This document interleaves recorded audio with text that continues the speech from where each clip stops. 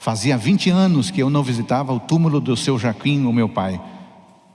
Ali sentado nesse túmulo azul, me lembrei de quantas e quantas vezes eu pintei esse túmulo com meu irmão Wilson. E quantas vezes eu, a pedido da minha mãe, Dona Maria, eu escrevia com letras góticas o nome do meu pai, a data de nascimento e a data do seu falecimento, aos 34 anos de idade. E eu me lembrei quantas vezes eu acompanhei a minha mãe quando eu era criança, no dia de finados. Como bons católicos, lá estávamos nós, até tarde da noite. Terminei meu dia indo ao lado do cemitério, onde tem um campo de futebol. Nesse campo de futebol eu disputei, viu, pastor André, vários campeonatos de futebol intercolegiais, interescolas. E algumas vezes fomos campeões. Tinha um povo jogando bola. E a minha memória voltou alguns anos no passado. 2010. Uma viagem pela minha história da infância. Agora pula para 2022. Agora eu sou casado há 26 anos com uma linda mulher, inteligente mulher chamada Janete, que vocês já conheceram aqui. Temos duas lindas filhas, a Yasmin e a Isabela. E temos as nossas histórias também. Algumas tristes, outras muito boas, alegres. Eu poderia contar muitas coisas. Por exemplo, poderia lembrar que nos conhecemos, a Janete e eu, em fevereiro de 90, no culto da mata, no Velho Iaê. Alguns estão mexendo a cabeça, sabem do que eu estou falando, do culto da mata. Eu poderia lembrar, por exemplo, do nosso memorável passeio num Velho Santana, 7.000 quilômetros. As meninas eram bem pequenas. Eu poderia falar no dia em que, como família, nós conhecemos a Pedra da Ascensão, onde os nossos irmãos pioneiros esperaram o Jesus voltar, o Jesus que não voltou. Por que estou dizendo isto? Irmãos queridos, são as cenas da nossa história que formam os capítulos da nossa vida que se transformam em nossa identidade. Nós somos feitos das histórias que nós vivemos, das crenças que nós sustentamos, das ideias que nós defendemos. Tudo isso, histórias, crenças, ideias, fazem aquilo que nós somos, aquilo que nós nos identificamos. Se você eliminar as suas histórias, se você eliminar as suas crenças, se você eliminar as suas ideias, você fica como se fosse um livro com páginas em branco, um livro sem letras. Para que serve um livro sem letras, com páginas em branco? Se você tira as suas histórias, se você elimina as suas crenças, se você se desfaz das suas ideias, você fica como uma vida sem sentido, uma vida sem identidade, uma vida sem raiz. Isso não seria a vida. Você é feita das suas histórias, das suas crenças, das suas ideias. A Igreja Adventista do sétimo dia também tem uma identidade. E esta identidade é formada por pessoas, mas é também formada por projetos, é formada por prédios, é formada por instituições, é formada por atividades, mas acima de tudo, a identidade da Igreja Adventista do sétimo dia é formada por crenças, pois crenças, que nós chamamos de teologia, crenças determinam e sustentam a identidade de qualquer movimento religioso. Sem crenças, não há movimento religioso. Aliás, sem crenças, não há nenhum movimento. Mas o que é identidade? Um conhecido dicionário de filosofia, de modo sinteticamente extraordinário, diz que identidade é a essência do ser. Identidade é a essência do ser. É isso. Eu gosto dessa definição. Identidade é a essência do ser. Aí surge a pergunta: qual seria então, se a identidade é a essência do ser, qual seria a identidade da Igreja Adventista do Sétimo Dia? A minha resposta simples e direta é: a nossa identidade são as 28 crenças que estão aqui registradas e explanadas. Conhecem esse livro, né? Aqui estão as nossas 28 crenças. Cada um dos 28 capítulos desse livro é aberto por uma afirmação. Essa afirmação é votada em sessão da Conferência Geral da Igreja Adventista Sétimo Dia. Mas neste livro nós temos não apenas o registro das 28 crenças, mas temos a explicação das 28 crenças. Irmãos queridos, as 28 crenças fundamentais da Igreja Adventista do Sétimo Dia expressam o que nós pensamos em relação a tudo na vida, não apenas em relação às questões espirituais, não. As nossas crenças determinam o modo como nós vivemos no aspecto material, no aspecto intelectual, no aspecto social, no aspecto emocional e no aspecto espiritual. Quando você conta a sua história, quando você fala das suas crenças, você está falando da sua identidade pessoal. E quando você se refere às crenças da sua igreja, à estrutura da sua igreja, às atividades da sua igreja, aos prédios da sua igreja, você está falando da crença ou da identidade institucional. Você e eu precisamos das duas coisas: da identidade particular e da identidade comunitária, que é a identidade da nossa igreja. Sabe por quê? Porque a nossa história pessoal fortalece a nossa identidade, e a história da nossa igreja fortalece o nosso senso de grupo. E nós precisamos de nós mesmos, mas precisamos também do grupo. E é por isso que a nossa igreja tem crenças, e as crenças sustentam a identidade da nossa igreja. Permitam-me argumentar da seguinte forma: quando eu digo que sou pedreiro, eu digo que sou pedreiro porque tenho conhecimento e experiência para ser pedreiro. Tenho uma vida profissional de pedreiro. Se eu afirmasse que eu sou um professor universitário, eu diria que eu sou professor universitário porque me preparei para ser professor universitário, porque me preparei para a docência, porque tenho conhecimento teórico suficiente para ensinar como professor universitário. Eu tenho uma vida profissional de professor.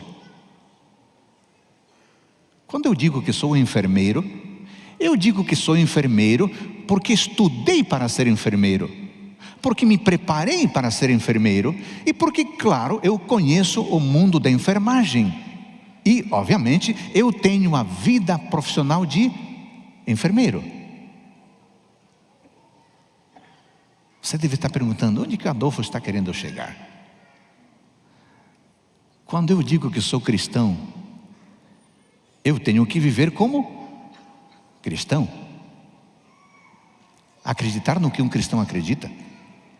Quando eu digo que sou adventista, eu preciso viver como um adventista do sétimo dia vive, e acreditar no que um adventista do sétimo dia acredita.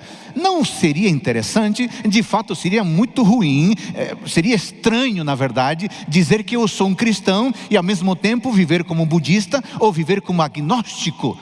Seria muito estranho dizer que eu sou budista, mas ao mesmo tempo viver como adventista. Ou seria estranho dizer que eu sou católico e ao mesmo tempo vivo como um pentecostal. Estranho. Dessa mesma maneira, irmãos, não faz sentido dizer que eu sou adventista do sétimo dia, mas vivo como metodista, ou como batista, ou como pentecostal. Se eu digo que sou adventista do sétimo dia, espera-se que eu viva como adventista do sétimo dia. Isso é identidade. Isso é identidade. As 28 crenças são a estrutura da nossa identidade. Por quê? Porque a nossa identidade constrói-se a partir de um referencial cognitivo, informações. E as 28 crenças nos dão esse referencial cognitivo. Veja você na tela agora aqui, ó. Veja você na tela. Nós cremos na Escritura, essa é a primeira crença. A Bíblia é nosso manual de vida. Cremos na Trindade, a divindade quer nos salvar, é isso que nós cremos. Cremos no Pai, nós cremos que temos um Pai que nos ama infinitamente. Nós cremos no Filho, cremos que temos um poderoso Salvador. Nós cremos no Espírito Santo, entendemos que temos um intercessor constante. Nós cremos na criação, entendemos que a vida não surgiu por acaso. Nós cremos que fomos formados em imagem e semelhança de Deus, entendemos que a nossa origem é nobre, a nossa origem é divina e a nossa origem é programada. Cremos no grande conflito, entendemos que há uma luta espiritual entre o bem e o mal. Nós cremos na morte e ressurreição de Cristo. Aqui na terra, Jesus teve um ministério em nosso favor, é isso que nós cremos. Cremos na experiência da salvação, entendemos que somos pecadores, mas estamos sendo e seremos redimidos. Além disso, nós cremos no crescimento em Cristo. Nós entendemos que podemos e devemos nos desenvolver a cada dia. Nós cremos na igreja. A igreja é a força da nossa identidade. Nós cremos no remanescente e na sua missão. Pertencemos ao povo de Deus, que deve falar do seu amor ao mundo. Nós cremos na unidade do corpo de Cristo. Entendemos que somos um só corpo, que deve sustentar-se mutuamente. Nós cremos no batismo. Podemos e devemos nascer de novo para o reino de Deus. E mais, nós cremos na ceia do Senhor. Deus nos convida para renovar a nossa dedicação e lembrar de seus feitos em nosso favor. Nós também cremos em dons e ministérios espirituais. Entendemos que o Espírito Santo nos capacita para servir. Nós cremos num dom de profecia que se manifestou na pessoa de Ellen G. White. Ela foi a profetisa, a mensageira do Senhor para os nossos dias. Nós cremos na lei de Deus, entendemos que os 10 mandamentos são nosso padrão de vida. Nós cremos no sábado, que é o dia do Senhor, e nós o encaramos como um dia de descanso e um dia de adoração. É o que estamos fazendo hoje aqui. Além disso, acreditamos que somos administradores de Deus. Devemos administrar fielmente nosso corpo, as nossas posses, o nosso tempo, os nossos dons. Nós acreditamos no dever de demonstrar o comportamento cristão. Somos filhos e filhas de Deus e devemos viver como filhos e filhas de Deus. Acreditamos no casamento e na família, no modelo bíblico. Acreditamos e promovemos uma família monogâmica e heterossexual. Nós cremos no ministério de Cristo, no santuário celestial. Jesus Cristo intercede por nós agora diante do Pai, para a nossa salvação. Nós também cremos na segunda vinda de Cristo. O nosso Salvador virá e trará recompensa para cada um de nós. Nós cremos na morte e na ressurreição. Aqueles que amam a Deus e são fiéis a Ele não morrerão e ficarão mortos para sempre. Aliás, poderão até morrer, mas não ficarão mortos para sempre. Serão vencedores na segunda morte. Nós também cremos no milênio e no fim do pecado. Haverá 1000 anos de julgamento e paz antes do início da eternidade. E finalmente cremos na nova terra. O mundo será perfeito novamente por obra e graça de Deus. Esta é uma radiografia do fundamento da nossa identidade. Isso não tem consequência apenas espiritual. Isso serve para todos os âmbitos da nossa vida. Quando nos alimentamos, levamos em conta as nossas crenças. Quando conversamos, devemos levar em conta as nossas crenças. Quando fazemos negócios, devemos levar em conta as nossas crenças. As nossas crenças sustentam a nossa vida, no aspecto material, no aspecto intelectual, no aspecto social, no aspecto emocional e também no aspecto espiritual. Quando falamos em crenças, nós falamos em cosmovisão. Cosmovisão. O que é isso, Adolfo? Cosmovisão. O que é cosmovisão? Eu queria que você me acompanhasse em Efésios capítulo 4, por gentileza. Efésios capítulo 4, versículos 13 em diante. Efésios capítulo 4, versículos 13 em diante. Efésios 4, 13. Até que todos cheguemos à unidade da fé e do pleno conhecimento do Filho de Deus, à perfeita varonilidade, à medida da estatura da plenitude de Cristo, para que não mais sejamos como meninos, agitados de um lado para outro e levados ao redor por todo o vento de doutrina, pela artimanha dos homens, pela astúcia com que induzem ao erro, mas, seguindo a verdade em amor, cresçamos em tudo naquele que é a cabeça, Cristo.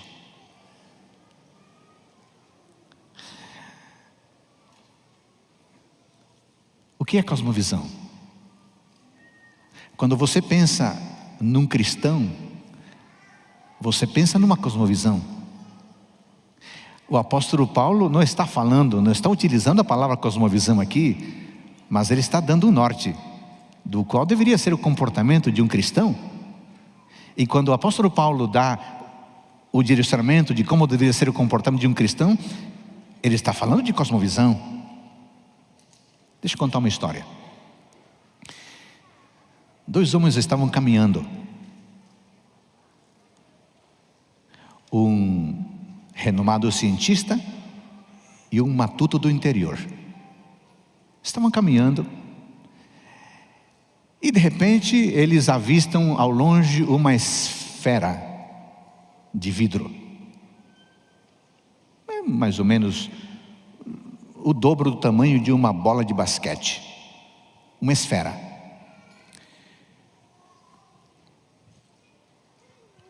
Eles conversaram e concluíram que alguém havia colocado essa esfera de vidro naquele lugar, porque ela não podia ter aparecido, não tinha construção ao redor. Ao redor havia mato, grama, arbustos. Qualquer pessoa inteligente entenderia que aquilo não tinha nascido, aquela esfera não havia brotado da terra, alguém a tinha colocado lá. O leigo, o matuto, disse: doutor, então o senhor acredita que alguém colocou essa esfera aqui? Mas é claro, ela não apareceu por acaso, alguém a colocou aqui. Ô doutor, e se essa esfera tivesse 20 metros de diâmetro, o senhor ainda acreditaria assim? Mas é claro, muito mais. Se ela fosse maior seria a sua complexidade, mais razão para pensar que alguém a fez e a colocou aqui. Que interessante. Ô doutor, disse o matuto, e se essa esfera tivesse 2 quilômetros de diâmetro? Muito mais, disse o cientista, muito mais eu entenderia que alguém a fez, porque uma esfera de 2 quilômetros não surgiria por acaso e não se faria sozinha. De fato, alguém teria feito essa esfera. Aí o matuto, que de matuto não tinha nada, fez a pergunta fatal: doutor, e se essa esfera fosse a terra, o que o senhor diria?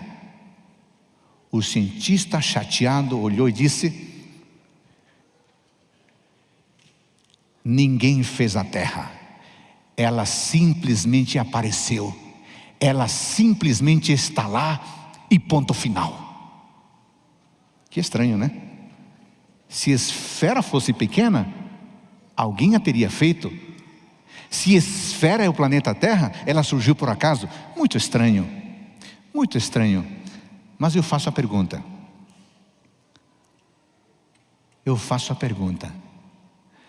O que determinou a resposta do cientista?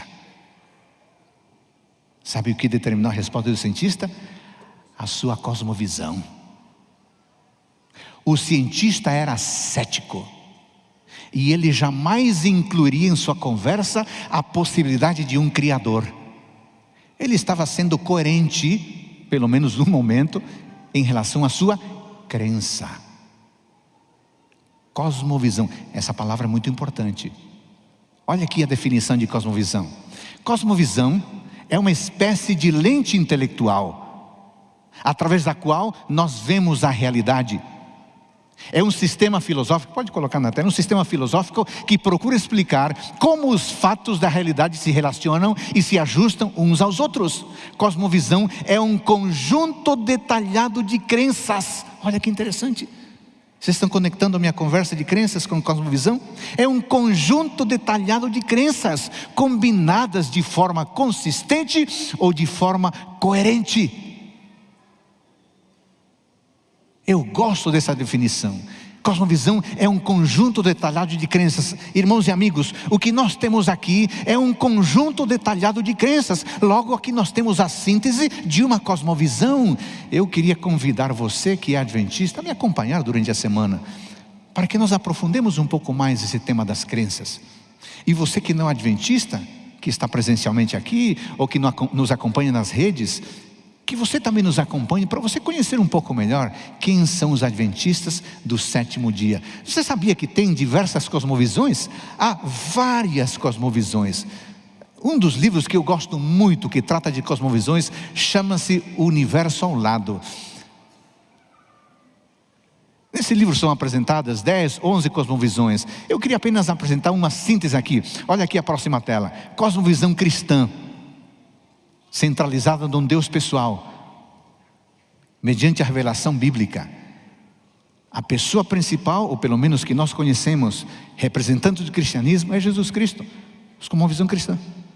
Cosmovisão islâmica também se centraliza num Deus pessoal chamado Alá, e se fundamenta no Alcorão, e tem em Maomé a figura central de ensino e referência.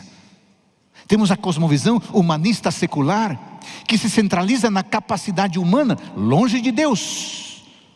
Temos a cosmovisão humanista cósmica, que consiste em movimentos espirituais humanistas, nova era, neopaganismo, práticas ocultistas, xamanismo, etc. E temos a cosmovisão pós-moderna, que é uma forma de relativismo cultural. Relativizam a verdade, relativizam os valores, relativizam a razão, etc. Há outras cosmovisões. Estas são as principais, que têm a ver com a nossa realidade ocidental. Alguém pode perguntar: em que momento nós usamos a nossa cosmovisão? Na prática, nós usamos a nossa cosmovisão a todo instante. A nossa visão de mundo, o nosso paradigma é utilizado a todo instante. Quer ver de uma coisa?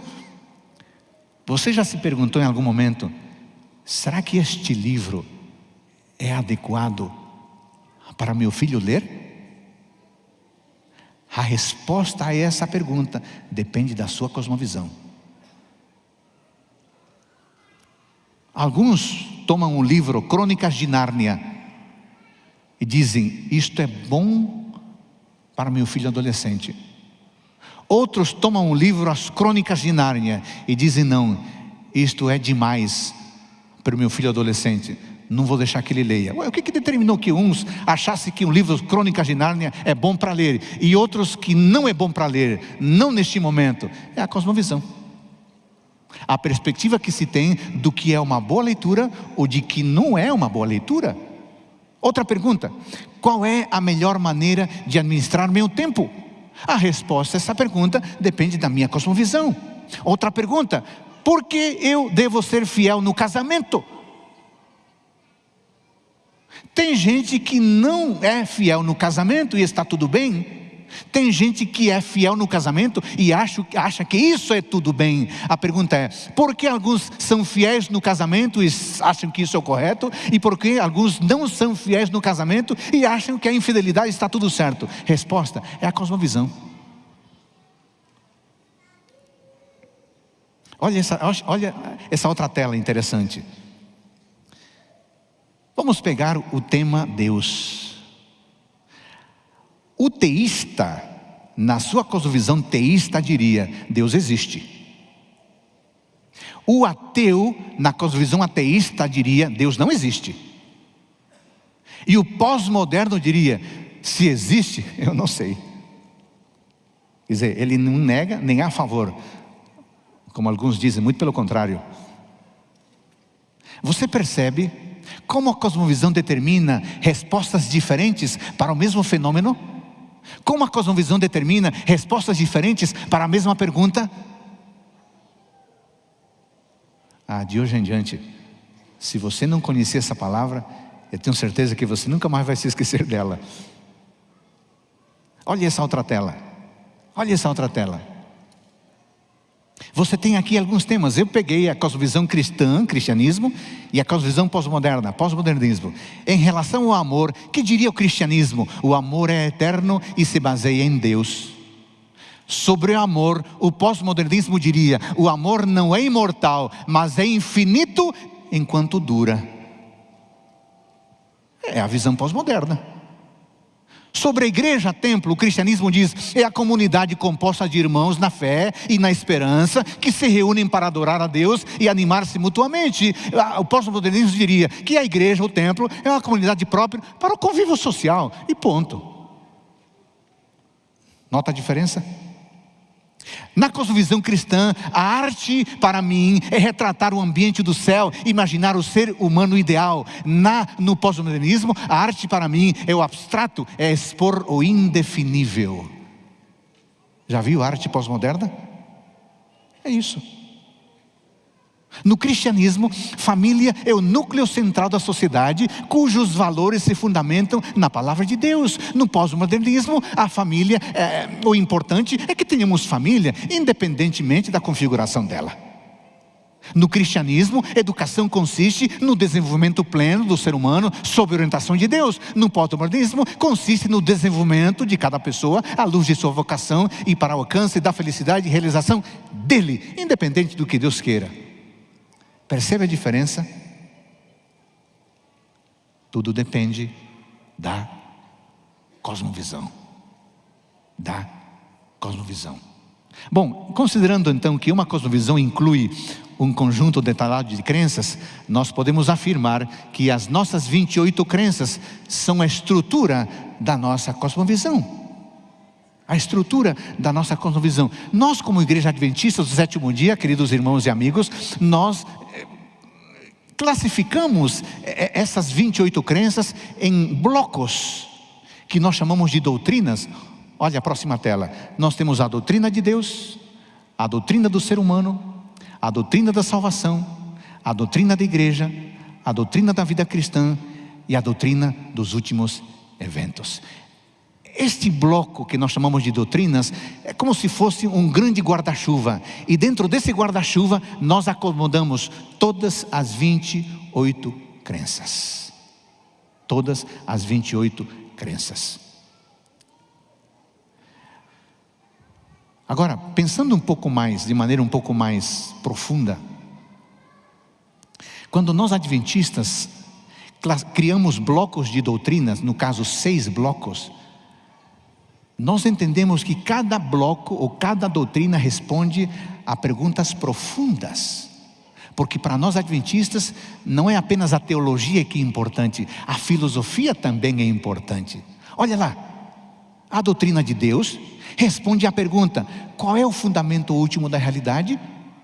A resposta, claro, é Deus.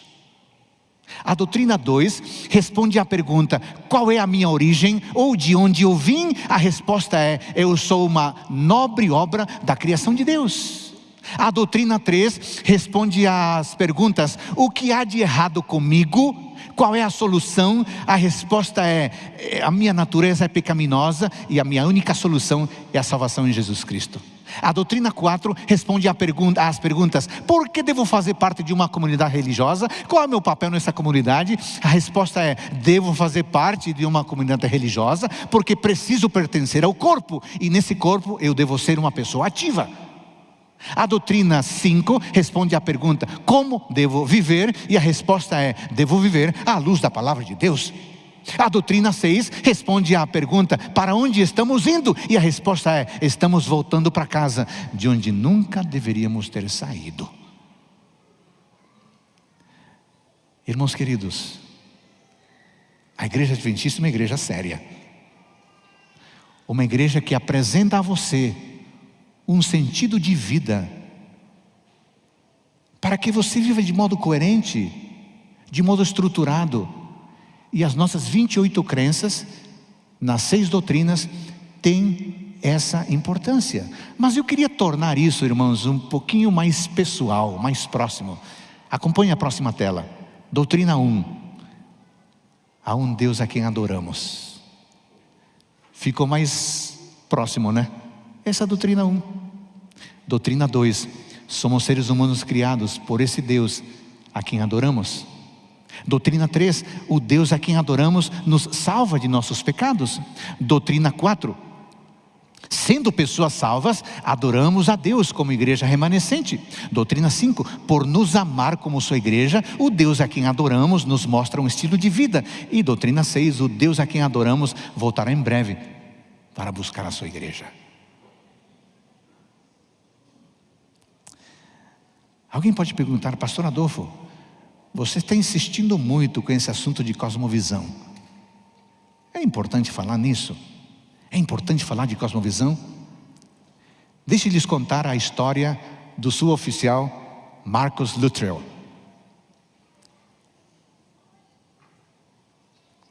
Dê uma olhadinha quem ele é. Talvez você viu essa imagem em algum lugar. Deixa eu contar a seguinte história, relacionada ao senhor Marcus Luttrell. Em junho de 2005, os norte-americanos lançaram no Afeganistão uma operação chamada Operação Red Wind, em que um grupo de SEALs, que é a principal força de operações especiais da Marinha dos Estados Unidos, tinha como missão capturar ou eliminar um influente líder dos talibãs. A missão foi cancelada, porque houve um imprevisto. E esse imprevisto trouxe morte para dezenas e dezenas de pessoas. Qual foi o imprevisto? Sabe o que aconteceu? Marcus Luttrell, esse da foto que você viu agora há pouco, junto com mais 3 soldados altamente treinados, foram ao local onde supunha-se estava esse líder dos talibãs, para identificar o local onde ele estava, comprovar o local onde ele estava e dar o sinal para que viessem outros a capturá-lo. Acontece que quando eles estavam caminhando por lugares montanhosos e difíceis de caminhar, encontraram 2 pastores adultos, um pastor adolescente e uma centena de cabras barulhentas. Imediatamente aprisionaram os 2 adultos, o garoto, o cercaram. E os 4 experientes soldados não tinham corda para amarrar os prisioneiros, não tinham como prendê-los. E eles pensaram assim: se nós os soltarmos, eles vão lá na vila onde eles moram e vão nos denunciar. E se nos denunciarem, vão nos prender. E se nos prenderem, vamos colocar em risco a vida dos nossos amigos. E agora? O que fazemos? Os 3 fizeram uma votação. Aliás, os 4 fizeram uma votação.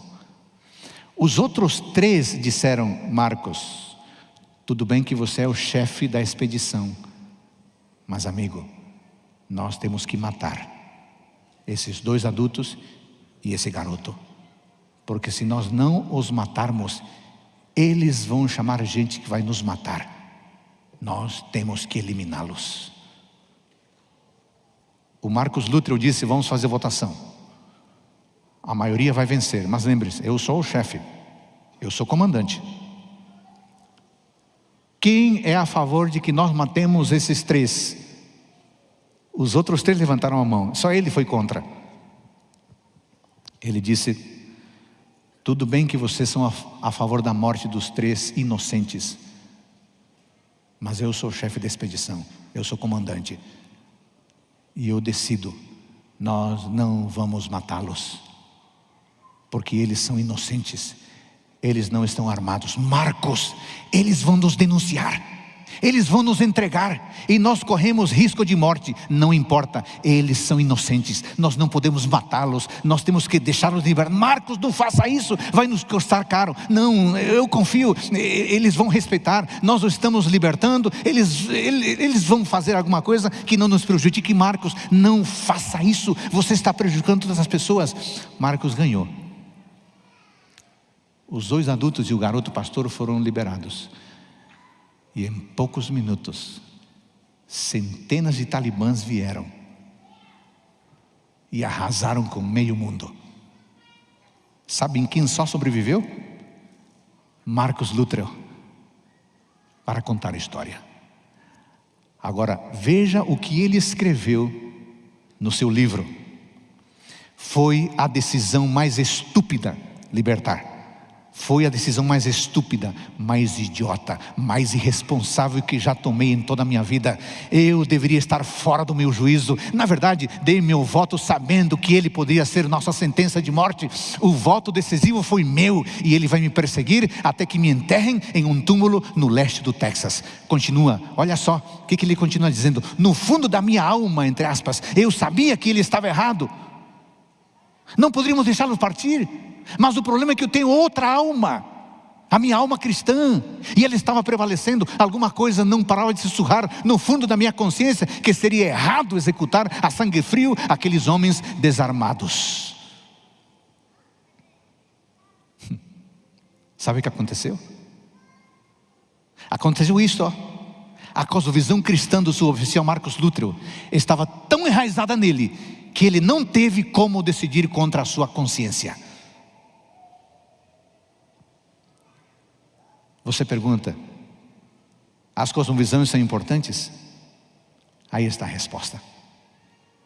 As cosmovisões tomam conta da nossa vida e nos levam a decidir questões materiais, questões intelectuais, questões sociais, questões emocionais e questões espirituais. Por isso, queridos irmãos, crenças são poderosas, porque crenças nos levam a decidir para o bem ou para o mal. Crenças são poderosas, e porque nos levam a decidir, crenças nos levam a viver para o bem ou para o mal. Por isso eu pergunto hoje, nesta abertura dessa semana especial: no que você crê? Em quem você crê? Não, irmãos, as nossas crenças não são um pedaço de papel, um livro escrito e deixa para lá. Não, não, não. As nossas crenças estão aqui. Estão na nossa mente, e no momento oportuno elas vão nos fazer decidir para o bem ou para o mal, porque crenças têm esse poder. E por isso eu insisto com minha pergunta: no que você crê? Em quem você crê? Se você é cristão, se você é adventista, certamente deve acreditar nas crenças bíblicas e não nas crenças que um guru ensina, não nas crenças que um influenciador ensina, não nas crenças que o pastor da sua preferência ensina. Não, não. Se você é adventista, certamente você crê nas crenças ensinadas na palavra de Deus. Esse será o nosso tema de manhã, pastor André. A raiz do adventista, a Bíblia. Eu termino dizendo que as nossas crenças são elementos essenciais de nossa cosmovisão e nos permitem interpretar a realidade que nos cerca. Quer você viver seguro num mundo inseguro?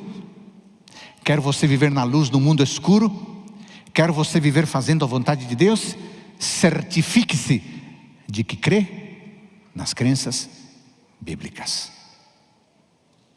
E aí voltamos para Efésios, para que não sejamos como meninos, Efésios 4,14, agitados de um lado para o outro e levados ao redor por todo o vento de doutrina, pela artimanha dos homens, pela astúcia com que induzem ao erro, mas seguindo a verdade em amor, cresçamos em tudo naquele que é a cabeça, Cristo. Eu convido você a que me acompanhe nesta semana, para que cresçamos em tudo e que renovemos a nossa confiança em nossa identidade como filhos e filhas de Deus.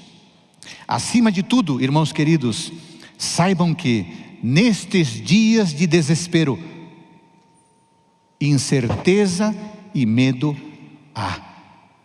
Por isso, em uma salvação eu creio. Creio em Deus. Creio em Deus. Você e eu devemos dizer: acredito em Jesus Cristo, acredito em Deus o Pai, acredito no Espírito Santo que nos dá a vida nova. Por isso você e eu devemos dizer: acredito na cruz de Cristo, que a morte enfim venceu. Acredito que ressurreto muito em breve virá. Creio em Ti, creio em Ti. Ouçamos o Mateus